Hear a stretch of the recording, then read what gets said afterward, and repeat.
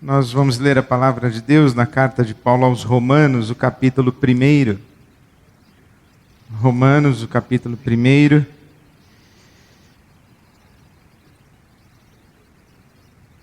Carta do apóstolo Paulo aos Romanos, o capítulo 1. Se você já encontrou, convido você a marcar aí a página da sua Bíblia e me acompanhar em oração. Vamos orar? Deus nosso Pai,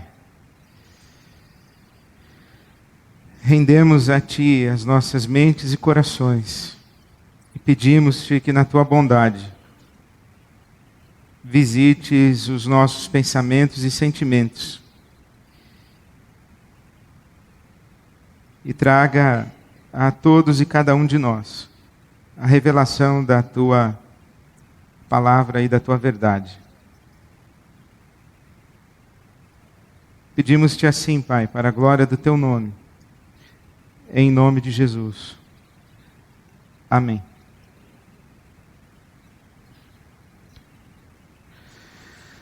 Romanos capítulo 1, verso 16. Não me envergonhe do Evangelho, porque é o poder de Deus para a salvação de todo aquele que crê. Não me envergonho do Evangelho, porque é o poder de Deus para a salvação de todo aquele que crê. Não me envergonho do Evangelho é diferente de não me envergonho dos evangélicos.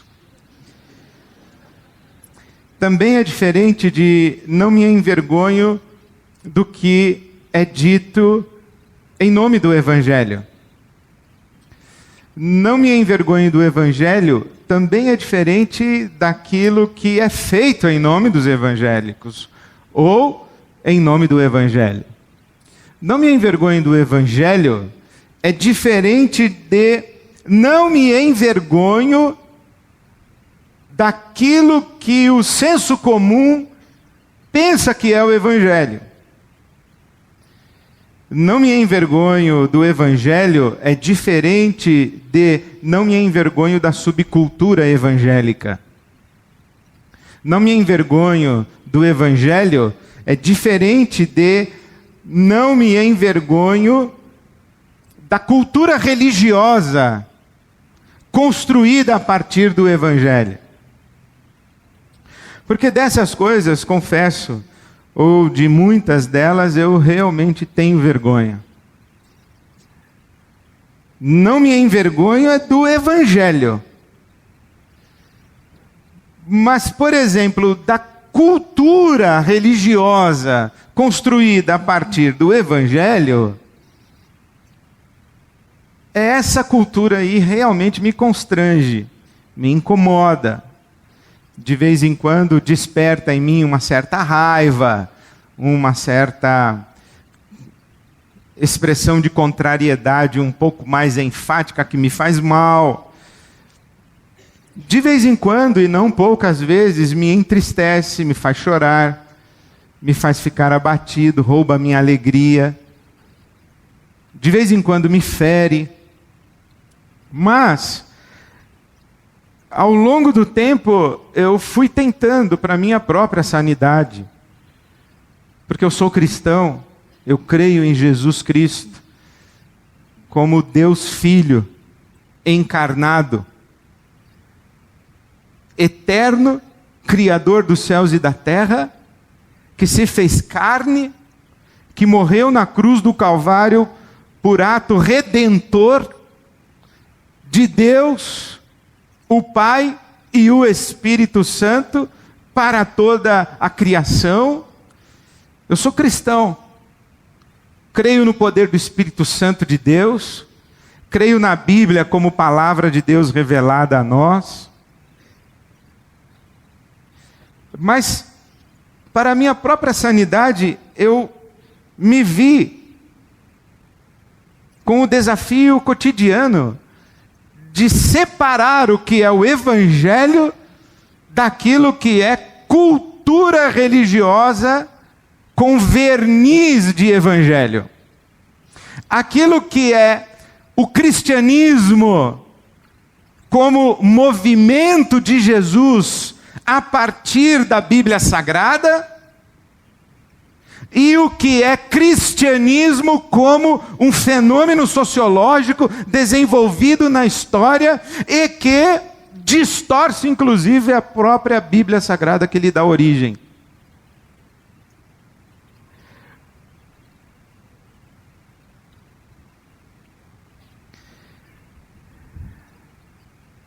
Aprendi a buscar discernimento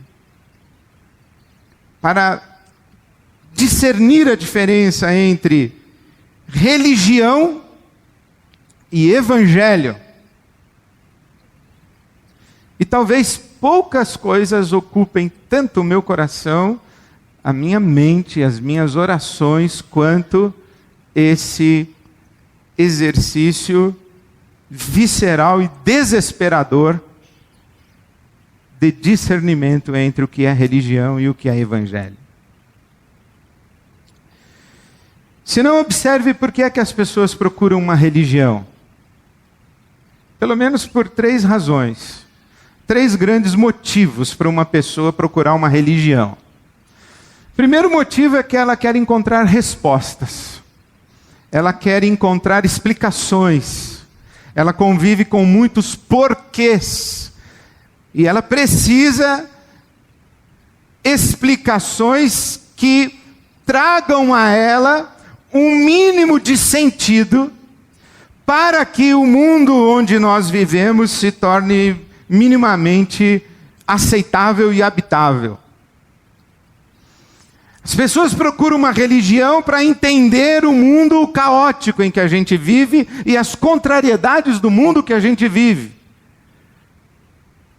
Especialmente no que diz respeito ao mal, às tragédias, às catástrofes, às calamidades e ao sofrimento humano, especialmente o sofrimento daqueles que nós achamos que não mereciam estar sofrendo, isto é, nós.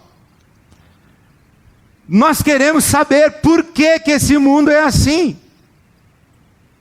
Por que aconteceu isso? Por que Deus deixou que acontecesse? Por que foi que Deus fez isso? As pessoas querem respostas. E elas encontram respostas. Elas dizem: você está sofrendo?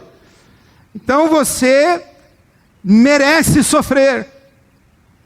E desenvolvem então uma mentalidade de cultura de justiça retributiva.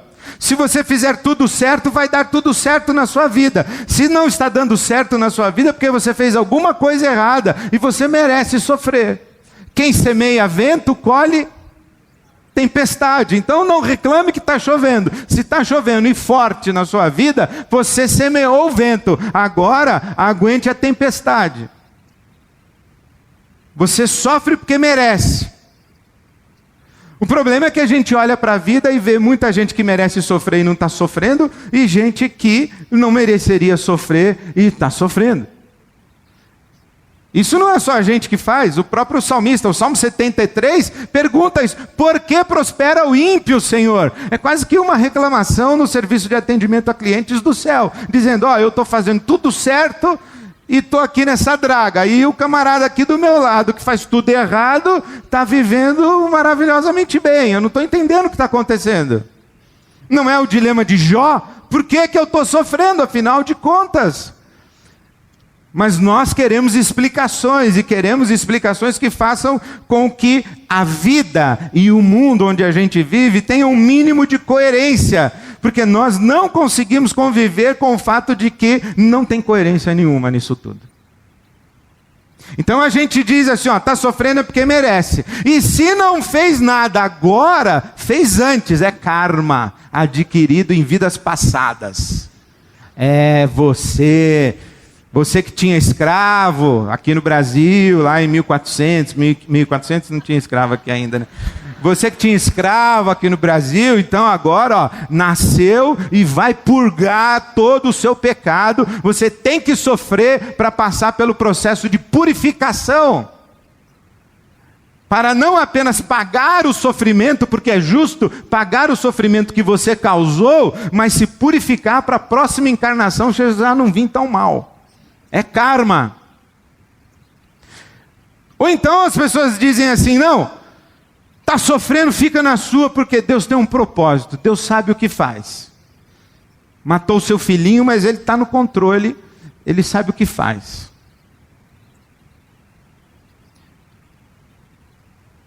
Então por que as pessoas procuram uma religião? Porque elas querem explicações. Querem fazer com que o mundo caótico e sem sentido, onde a gente vive, tenha um sentido. E querem fazer com que o fluxo da história e dos fatos do cotidiano, que obedecem a uma aleatoriedade, esse fluxo da história e dos fatos cotidianos se encaixem num quadro perfeito e belo e maravilhoso. Por que as pessoas procuram uma religião? Porque elas querem uma vida mais confortável. Elas querem que ou sejam blindadas, ou sejam rapidamente socorridas se houver algum problema na blindagem. Por que as pessoas procuram religião? Para ficar de corpo fechado. Por isso que elas tomam banho de pipoca. É para ficar de corpo fechado. É por isso que elas tomam passe no terreiro. É para ficar de corpo fechado. É por isso que elas dão dízimo na igreja evangélica. É para ficar de corpo fechado. Deu dízimo, o gafanhoto não aparece. Deu dízimo, fique tranquilo que você não vai ter problema financeiro. Aliás, você vai daqui para melhor. E sempre mais. Por que as pessoas procuram uma religião? Para que elas sejam blindadas dos sofrimentos e males que acometem a todos os seres humanos, ou no caso de serem acometidas por algum mal, que tenham o socorro imediato da divindade de ocasião. Procuram uma religião para quê? Para que se sintam seguras, andando na noite escura da cidade, se sintam protegidas, e para que eventualmente, se algum bandido conseguir atravessar o cerco angelical, numa resposta pronta a uma oração suplicante, um novo exército de anjos ou uma bateria de apoio seja enviada dos céus. Para que as pessoas procuram uma religião? Para aprenderem os truques da manipulação dos poderes espirituais a seu favor.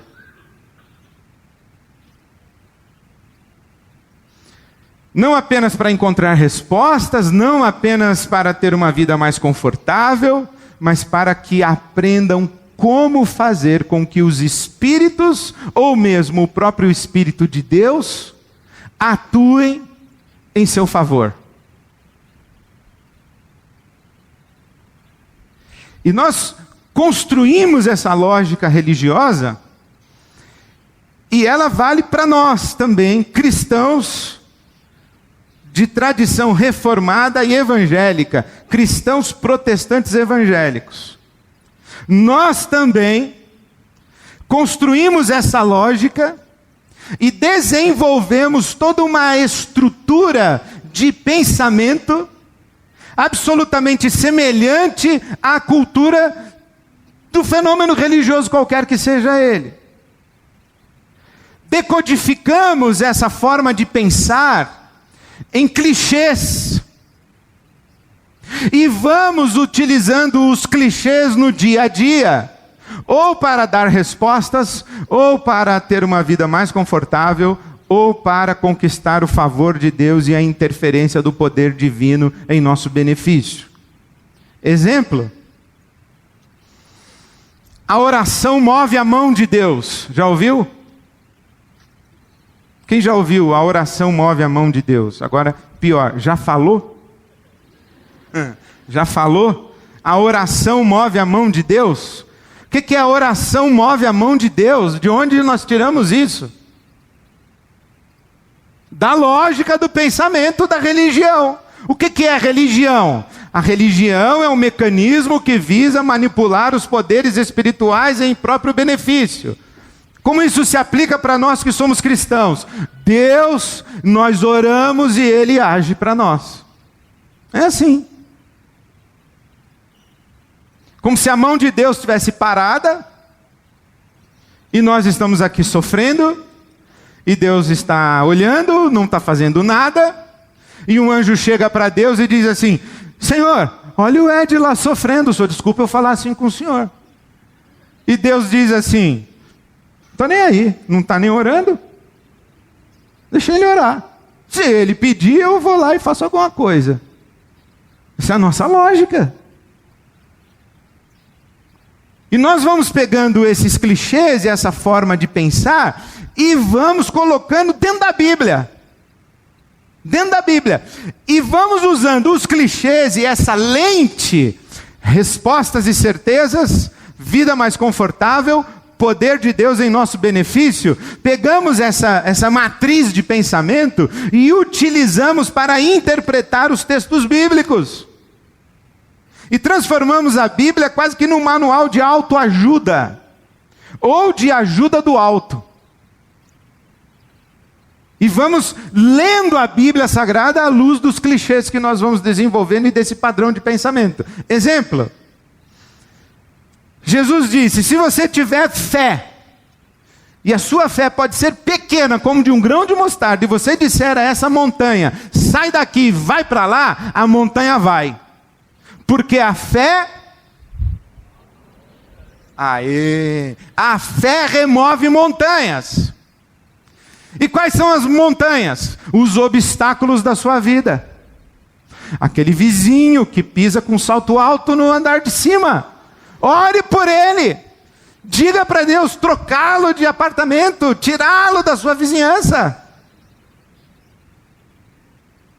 Ele é uma montanha, porque fazer um barulho desse tem que ser uma montanha. Então remova a montanha.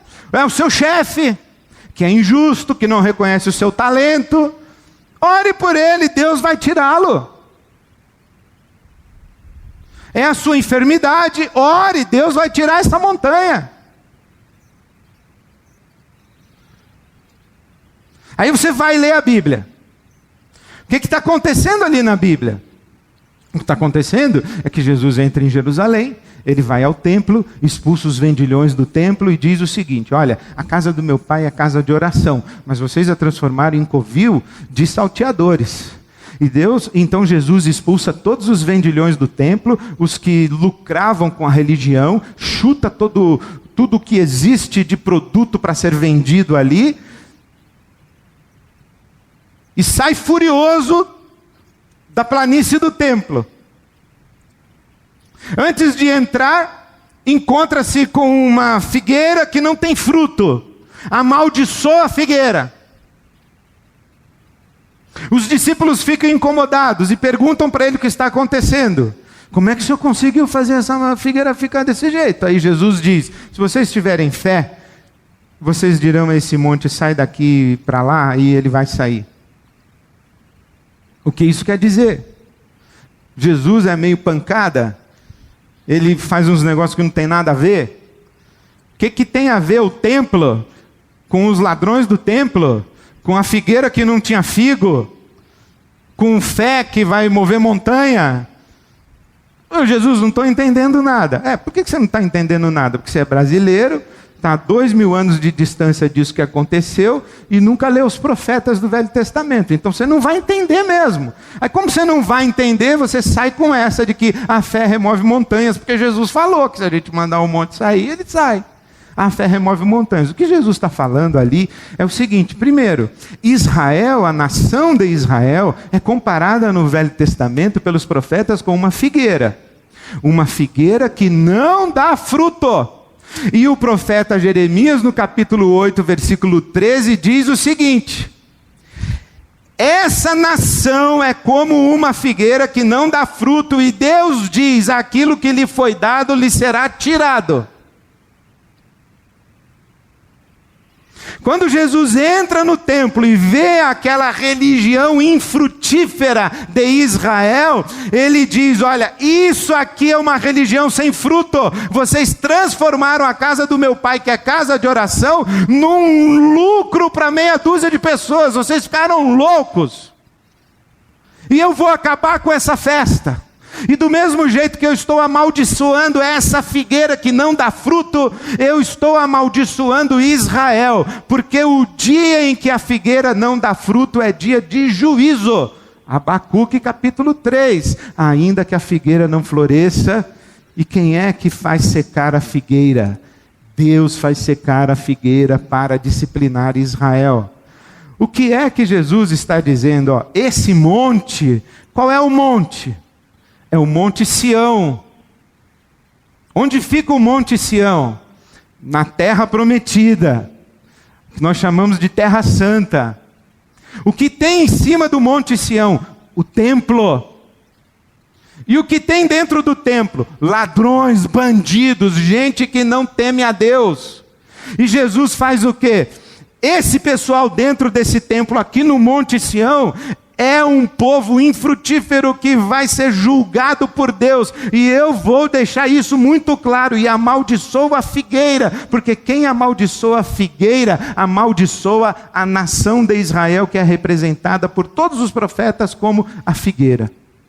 Aí você continua lendo a Bíblia, Mateus capítulo 21. E Jesus conta uma parábola que Deus plantou uma vinha e esperava colher frutas e uvas boas, e chegou lá, as uvas eram amargas. Quem é a vinha? É Israel, que não deu fruto e foi disciplinado. E o Monte Sião vai ser tirado do centro, e um outro monte vai aparecer, que é o Monte Calvário. Não mais uma religião baseada na lei de Moisés, mas uma religião baseada no sacrifício de Jesus Cristo na cruz do Calvário. Troca de monte. Não é mais o Sinai. Não é mais o lugar onde Moisés recebeu as tábuas da lei. Não é mais a religião do pacto da aliança com Moisés. É a religião baseada na nova aliança feita em Jesus e no sangue de Jesus. Na ceia, na instituição da ceia, Jesus pega o cálice com vinho e diz: esse cálice é a nova aliança feita no meu sangue. Nova por quê? Porque uma aliança foi feita lá no Sinai, com as tábuas da lei, com Deus e Moisés. Agora Jesus diz: eu trago uma nova aliança. Por isso que Jesus diz: ouvistes o que foi dito, eu porém vos digo. Ouvistes o que foi dito, eu porém vos digo. É por isso que mostra na Bíblia Sagrada, no Monte da Transfiguração, Moisés, Elias e Jesus. Moisés, a lei de Israel, as tábuas da lei de Israel, lá do Sinai. Elias, os profetas. O que é que a voz do céu diz? Esse aqui é o meu filho amado, é ele que vocês devem ouvir. Não Moisés e não os profetas, mas esse aqui, o meu filho amado. É a nova aliança. Que monte vai sair do lugar? Esse monte, essa montanha, não representa as nossas dificuldades. Representa a religião infrutífera de Israel. Não é um texto que está falando que pela fé nós vamos vencer qualquer problema que aparecer na nossa frente. É um texto de juízo contra um povo que não tinha temor de Deus. E tentou instrumentalizar Deus, e tentou usar Deus, e tentou manipular Deus em seu próprio benefício. Quer outro exemplo? Todas as coisas cooperam para o bem daqueles que amam a Deus, vírgula. Aí, tá vendo como a gente para na hora errada? Todas as coisas cooperam para o bem daqueles que amam a Deus, vírgula, e que foram chamados segundo o seu propósito. Qual é o propósito de Deus? Continua lendo. Romanos 8, 28. Agora você leu 29. Todas as coisas cooperam para o bem daqueles que amam a Deus e daqueles que foram chamados segundo o seu propósito, porque aqueles que de antemão conheceu, também os predestinou para serem conformes à imagem do seu Filho, para que ele, o Filho, seja o primogênito entre muitos irmãos. Em outras palavras, o propósito de Deus para nós, qual é? Transformar-nos à imagem de Jesus. Esse é o propósito. Não tem nada a ver com acontecer uma coisa ruim para acontecer uma coisa boa. Porque não é isso que a gente fala? Quando acontece uma coisa ruim com uma pessoa, a gente fala assim: não se preocupe não, todas as coisas cooperam para o bem daqueles que amam a Deus. Você não ama a Deus? Amo. Então, essa coisa ruim que aconteceu com você, na verdade, é uma coisa boa que você não está enxergando, mas vai se transformar numa coisa boa se você esperar. Por quê? Porque todas as coisas cooperam para o bem daqueles que amam a Deus. Aí, eu lembro da aula que eu tive na escola dominical, que a professora da escola dominical, eu era pequeno, garoto, lá em Santos, ela disse assim, que no bairro tal, teve uma enchente, e o carro do irmão foi roubado, e os bandidos tentaram subir a serra, com o carro do irmão, lá da Baixada Santista, mas não tinha muita gasolina, o carro ficou parado na serra, eles abandonaram o carro, e choveu muito lá na casa do irmão. Choveu. E teve uma enchente. E o carro dele, irmãos, foi poupado da enchente. Porque todas as coisas cooperam para o bem daqueles que amam a Deus. Não, eu fico imaginando o seguinte. Não, pensa, é um negócio que não... Vai ter uma enchente. Vai ter uma enchente. Aí Deus fala assim. Aí a bandidagem toda olha. Aí Deus fala assim, ó, rouba tudo os carros dos crentes aí, tira desse bairro aí que vai alagar. Pô, para com isso. Dá para entender que não é isso que a Bíblia está falando. O que a Bíblia está falando é que em qualquer circunstância da nossa vida, Deus vai agir em nós para nos transformar à imagem do seu Filho. Deus está dizendo que não há circunstância nenhuma da nossa vida que interrompa o propósito dele para nós e que o impeça de agir em nós para nos fazer homens e mulheres decentes. Que não há uma circunstância ruim que nos acometa, ou uma coisa ruim que nos aconteça, e que Deus olhe e diz assim, Ed, eu queria muito fazer uma coisa na sua vida, mas se for ficar doente logo agora, não vai dar. Ed, você perdeu o emprego justo agora, não vai dar, agora eu fiquei de mãos atadas, não posso mais te usar, não posso mais te abençoar, não posso mais falar contigo, não posso. Tem que esperar aí passar, você ter alta, quando você tiver alta, você vem falar comigo de novo. Não faz sentido. Querem um outro exemplo? Deus é poderoso para fazer infinitamente mais além daquilo que pedimos ou pensamos. Alguém sabe onde está? Efésios 3, 20. Deus é poderoso para fazer infinitamente mais. Vai nessa tua fé, minha irmã, porque Deus é poderoso para fazer infinitamente mais. O que quer dizer isso? Que a gente pede 10 e Deus dá 1000? O que quer dizer que Deus é poderoso para fazer infinitamente mais? Ali no texto está escrito.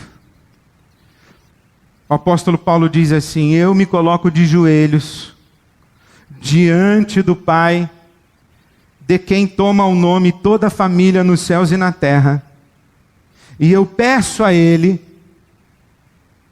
que abençoe vocês, e que vocês criem raízes, e que vocês tenham alicerces profundos na vida espiritual de vocês, e que vocês tenham uma comunhão de pessoas, e nessa comunhão de pessoas vocês experimentem a altura, a profundidade, a largura e o comprimento do amor de Deus que está em Cristo Jesus, o amor de Deus que excede todo o entendimento,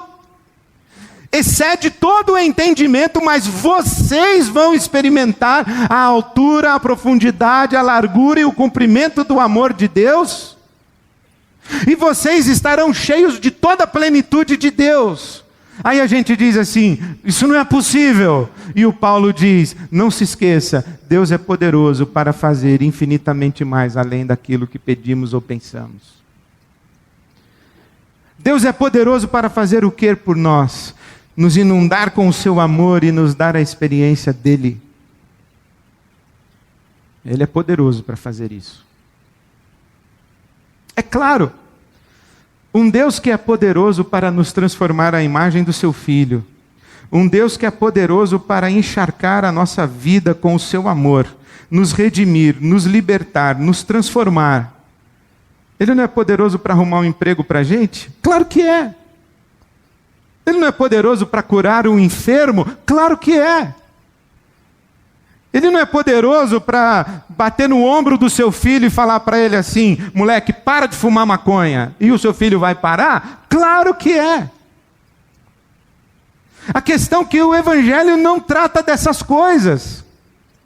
A questão é que o que está no âmago da nossa experiência com Deus não é o favor de Deus ou a interferência de Deus manipulando as nossas circunstâncias. Deus não é um resolvedor de problemas, Deus é um resolvedor de pessoas.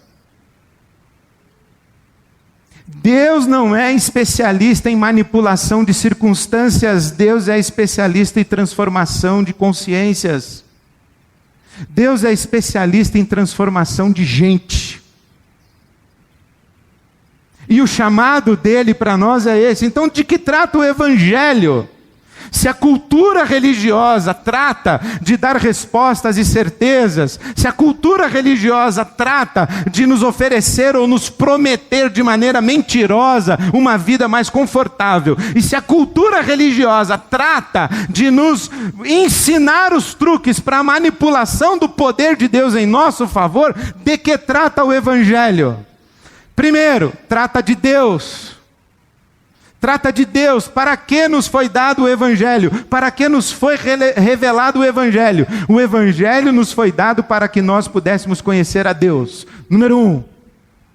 Você que intui que existe um ser superior, um poder superior, você que intui que existe algo mais no universo, além do que os seus olhos podem ver, do que a ciência pode explicar, você que sabe que há realidades espirituais que afetam o mundo em que nós vivemos, você que imagina que existe esse negócio que se chama Deus, a Bíblia lhe foi dada e o Evangelho nos foi revelado para que tivéssemos acesso e conhecimento desse Deus, o Deus único. De que trata o Evangelho? Da singularidade de Deus. Tanto que Jesus, quando está entre nós, está o tempo todo corrigindo a nossa consciência a respeito de Deus, corrigindo o nosso imaginário a respeito de Deus, corrigindo a nossa maneira de perceber o Deus Criador dos céus e da terra, que Ele chama de Pai. Por exemplo, os discípulos dele dizem assim, esse pessoal aqui não quer saber de nada de fé, nós vamos pedir para o teu pai mandar fogo e destruir essa cidade. Aí Jesus diz assim, não faz isso não, meu pai não é assim. Essa mulher aqui não é judia, é Ciro-fenícia. Não, mas o meu pai curte também Ciro-fenício, baiano, corintiano, meu pai não faz acepção de pessoas. Essa mulher aqui foi pega em adultério, vamos apedrejá-la. Aí falou, não, pera um pouquinho, meu pai tem uma outra solução para essa parada aí, diferente de apedrejar essa mulher. Esse sujeito aqui é cego de nascença, já é amaldiçoado, já nasceu amaldiçoado pelo teu pai. Aí Jesus fala, não, meu pai não fez nada disso, para, vamos lá cuidar do cego de nascença. Jesus está o tempo todo dizendo, o meu pai não é isso que vocês pensam, deixa eu explicar direito para vocês como é o meu pai. Porque a Bíblia trata de Deus, a Bíblia revela o caráter de Deus, a Bíblia revela a pessoa de Deus e a absoluta singularidade do Deus revelado na Bíblia em relação a todos os deuses que nós inventamos. Segundo, de que trata a Bíblia? A Bíblia trata de nós. O que o Evangelho nos revela? Quem nós somos e de como precisamos nos converter a Deus. Diz que trata o Evangelho. Como se Deus me chamasse e dissesse assim, Ed, deixa eu falar para você alguma coisa que você não sabe a meu respeito. Você está enganado a meu respeito. Deixa eu esclarecer você. Eu ouço, e aquilo vai penetrando a profundidade do meu coração e da minha alma e da minha consciência. Quando chega o momento, Deus fala assim: agora, deixa eu falar para você algumas coisas a seu respeito que você não sabe, que você desconhece, que você precisa saber. E eu digo: fala, Senhor, o que o Senhor quer falar a meu respeito? Quero falar quem você é. E aí o que o Senhor quer falar? Eu quero falar que você foi criado por mim, a minha imagem e semelhança. Que você tem capacidades, possibilidades, atributos, competências, habilidades, que você é uma pessoa extraordinária e eu dei tudo isso para você. Eu coloquei tudo isso em você. Quero dizer que você, de todas as criaturas que existem nesse universo que eu criei, você é a mais parecida comigo. Aliás, você é muito semelhante a mim. Aliás, quem olha para você tem uma impressão de como eu sou, porque você é minha imagem. E você é semelhante a mim. E você é tão parecido comigo, e tão extraordinário, e tão maravilhoso, que você pensa que você é igual a mim. Pior, às vezes você pensa que você não é você, que você é eu. E aí daqui a pouco você começa a pensar que você dá conta da sua vida e da sua existência. E que você tem nas mãos condições de fazer o mundo funcionar de acordo com a sua inteligência, com a sua sabedoria, com a sua sapiência, e que você vai bancar a vida, que você vai planejar, e você fica dizendo aí, porque você fica lendo essas porcarias de autoajuda, que querer é poder. E eu vou te dizer que querer é poder é uma ova. Acho que Deus não fala assim, mas se eu fosse Ele, eu falaria. Tem alguma coisa que você precisa saber a seu respeito. É que um dia você pensou a seu respeito mais do que você devia pensar. E você me deu as costas. E você se perdeu na sua cabeça, nos seus sentimentos, na sua vontade. Você perdeu o controle não só sobre o universo que eu dei para você cuidar, você perdeu o controle sobre você mesmo. Agora você anda com medo de assombração, com medo de escuro, com medo de altura. Agora você anda com medo da taxa do dólar. Agora você anda com medo de assaltante. Agora você anda com medo de morrer. Agora você anda com medo de diagnóstico. Agora você anda... Você se perdeu de você quando você se perdeu de mim. Por isso que você tem que voltar para mim. Você não se sustenta sozinho. Então aí a Bíblia vai falar de arrependimento, fé. Vai falar da cruz do Calvário. A gente voltar para Deus e reconhecer que a gente não é nada sem Ele. De que mais a Bíblia trata? De que mais trata o Evangelho? O que mais o Evangelho revela para nós? O Evangelho revela para nós o caminho de vida que Deus nos oferece. O Evangelho nos revela a vontade de Deus. Isso também aprendi na escola dominical, Provérbios 14. Há caminhos que ao homem parecem direitos, mas ao final são caminhos de morte. Porque na escola dominical a gente aprende umas coisas esquisitas, mas aprende muita coisa boa. Provérbios 14, 12. Eu não lembro que idade eu tinha quando eu vi isso. Há caminhos que ao homem parecem direitos, mas o seu final são caminhos de morte. E Deus diz assim para nós: não minta, você vai se destruir e destruir quem você ama. Não trate o seu filho desse jeito. Não grite assim com a sua mulher. Não seja indiferente ao olhar triste do seu marido. Não acuse o cara de ser um banana. Ele precisa da sua força, do seu braço, da sua oração, da sua palavra de sabedoria. E ele está precisando muito, inclusive, do seu silêncio. Cala a sua boca, deixa o cara. Não trate o pobre desse jeito. Não faça negócios assim, isso é destrutivo para você e isso gera injustiça. Não trata a mulher do seu amigo dessa maneira que você está tratando e não olha para ela desse jeito. Não fique com inveja da sua amiga. Não fique na frente do espelho olhando o seu corpo e se autodepreciando. Isso vai te fazer mal. O que Deus está falando? Eu tenho um jeito legal para você viver. Eu tenho um caminho de vida para você. Eu tenho uma vontade para você. Para de beber, você está exagerando. Já te falaram e você fica com essa conversa de eu sei o que eu estou fazendo. Você já não sabe mais. Você viu o que você falou para sua sogra no almoço de domingo? Você ficou louco. Deus está falando, para. Deus está dizendo para você, entra por essa porta, aproveita essa oportunidade. Cuide do seu corpo, não se descuide. Procure um médico, procure um psiquiatra, procure um pastor, procure uma reunião de oração. Dê um jeito, Deus está dizendo para você um caminho de vida. Que o Evangelho nos revela a vontade de Deus. Somente quem acha que é Deus, acha que sabe viver sem perguntar a Ele como viver. O Evangelho fala de Deus, o Evangelho fala de nós, o Evangelho fala da vontade de Deus para nós, e o Evangelho fala do propósito de redenção de Deus para toda a sua criação. Porque a gente vive num mundo de dispersão. E a salvação que a gente fala, que só Cristo salva, o que quer dizer isso? Quer dizer que em Cristo todas as coisas são reconciliadas. E o que estava disperso e divergente, agora converge. Ganha novamente unidade, harmonia.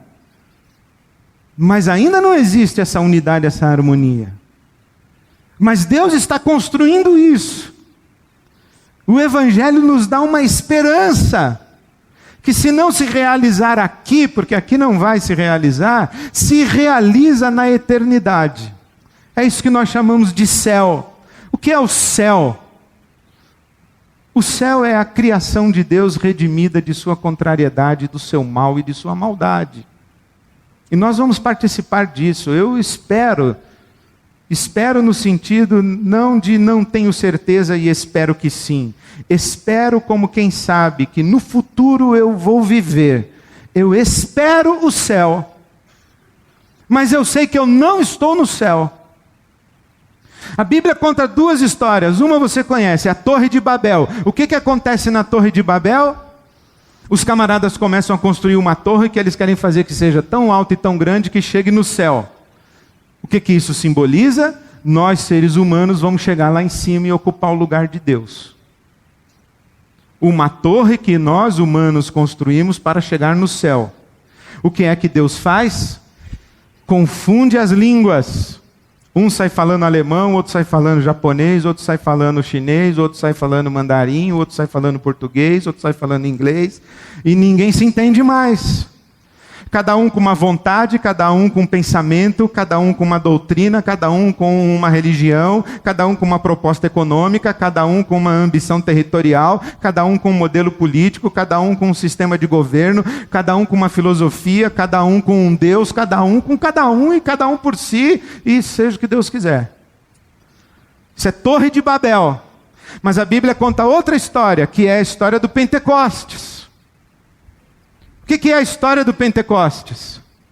Na Bíblia Sagrada, quando Deus derrama o seu Espírito Santo sobre toda a carne, sobre todos os homens, sobre toda a raça humana. Deus derrama o Espírito. E para que Deus derrama o Espírito? Quando Ele derrama o Espírito no Pentecostes, as pessoas falam e todas elas entendem o que está sendo dito. Mesmo quando aquelas pessoas que estão conversando têm idiomas diferentes, elas se entendem. E o dia seguinte do Pentecostes na Bíblia, o que acontece? Um só coração, um só Espírito, uma só mente, um só entendimento, um só Deus e Pai, um só pão sobre a mesa para repartir-se entre todos, um só perdão, uma só fé, um só batismo, uma só igreja, um só corpo, uma só família. O que é a Torre de Babel? Dispersão e divergência. O que é o Pentecostes? Convergência, unidade, congregação, reunião, reconciliação. O Evangelho revela isso, que nós vivemos num mundo onde há dispersão e divergência, onde Deus está trabalhando para promover a convergência e a unidade. Efésios capítulo 1, versículo 10. Lê na sua Bíblia. O propósito eterno de Deus é fazer convergir em Cristo Jesus todas as coisas no céu, na terra e debaixo da terra. Tudo que está disperso, Um dia será redimido e vai se encontrar de novo. Esse dia ainda não chegou. A gente convive com um mundo disperso, mas também convive com sinais da convergência em Cristo Jesus.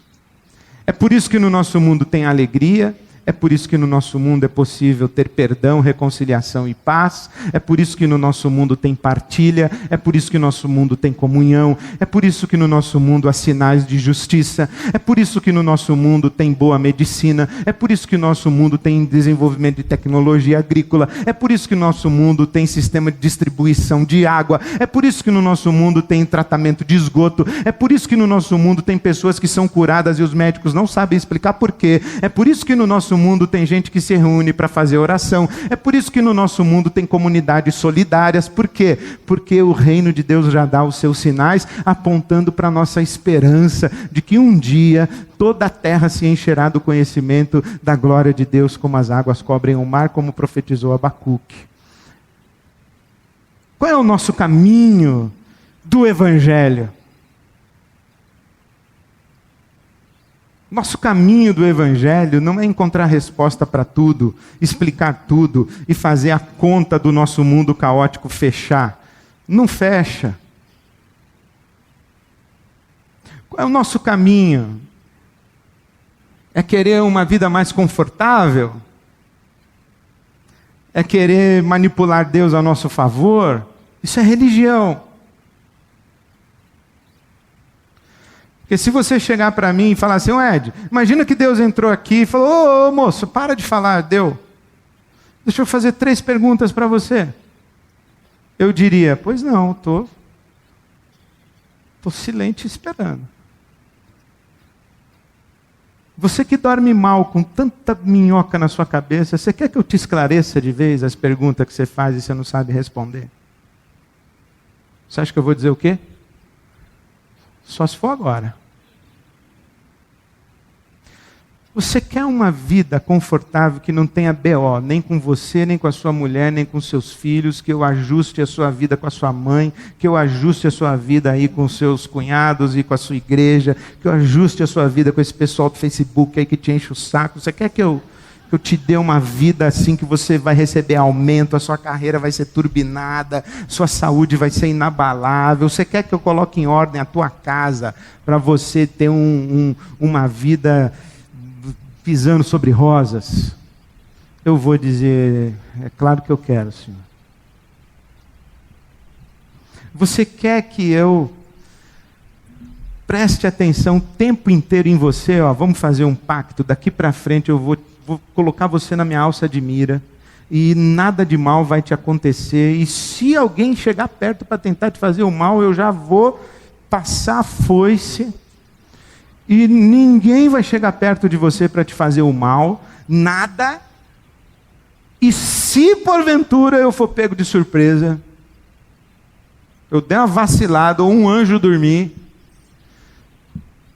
eu corrijo imediatamente, antes mesmo de você ajoelhar para orar. Você quer que eu me comprometa com você que toda vez que alguém pedir para você fazer uma oração e você fizer, eu vou dizer sim ao seu pedido? Você acha que eu vou dizer o que para Deus? Claro que eu quero, Senhor. E isso faria de mim, sabe o quê? Um bom religioso. Mas alguém que não tem nada a ver com Jesus de Nazaré. Você imagina um cara como eu achando que sabe todas as respostas de todas as minhocas que tem na sua cabeça. Você imagina um cara que nem eu, com a vida arredondadinha por Deus, sem problema nenhum, e com o poder de dizer para ele faz e ele faz, e eu dizer para ele não faz e ele não faz. Como é que eu ia tratar você?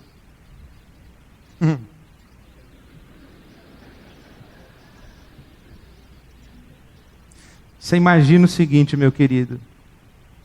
No momento seguinte, eu teria me transformado num demônio. De que fala o Evangelho? É de, você quer me conhecer? Eu vou dizer, sim, Senhor, eu quero. Aí Deus vai dizer para mim, mas vai doer um pouco, hein? Você vai ter que abrir mão de algumas coisas e eu vou ter que quebrar você, porque você é mimado, você é arrogante, você é prepotente. Eu vou ter que quebrar você. Você quer mesmo me conhecer?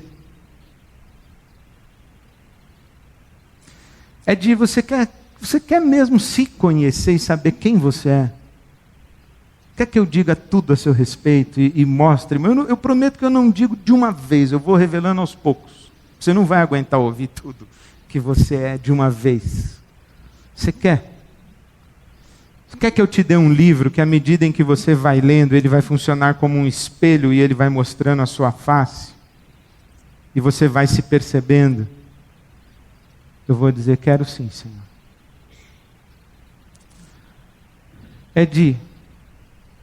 Você quer que realmente eu oriente as decisões da sua vida? E que eu seja o critério de certo e errado? E que eu seja o padrão da sua conduta moral e dos compromissos e prioridades e valores e de agenda para você? Você quer que eu assuma isso?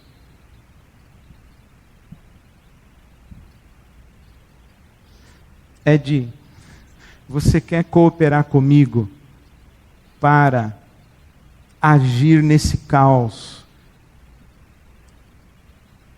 para trazer o mínimo de paz, de justiça e de alegria nesse mundo? Eu vou dizer, eu quero. Mas eu tenho certeza que eu ia olhar para Deus e ia falar assim, não vai ser fácil, né?